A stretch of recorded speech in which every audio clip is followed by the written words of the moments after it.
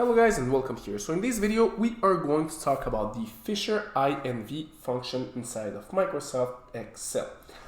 So this function will return the inverse of the Fisher transformation, which is basically the inverse of the Fisher function.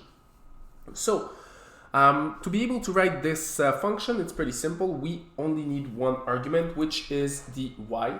So the y in this function will be this number right here. Well, the variable right here. So pretty simple. For the purpose of this video, I took all my responses from the Fisher X function. The Fisher function that allows me to use the X to find the Y. And I'm simply going to use the FISHERINV function to find the X with the Y's that are right here. So if I'm looking here, for example, I have my Fisher function with the following data that allowed me to have those Y's. So my goal here is simply to use the FISHERINV function in order to retrieve this data right here with these numbers right there. So let's try it out. So we'll start with this number right here.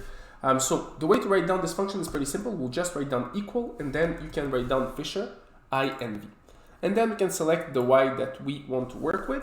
And just like that, I have retrieved the Y associated with this number. Well, the X associated with this Y right here.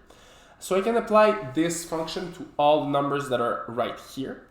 And just like that, I'm able to retrieve pretty much all the X's with the following Y's. So I'm using those Y's and I'm able to retrieve all the X's that are associated with these Y's with the FISHERINV function. So as always, if you want to learn more about Microsoft Excel, you can check out the link down below with all my courses.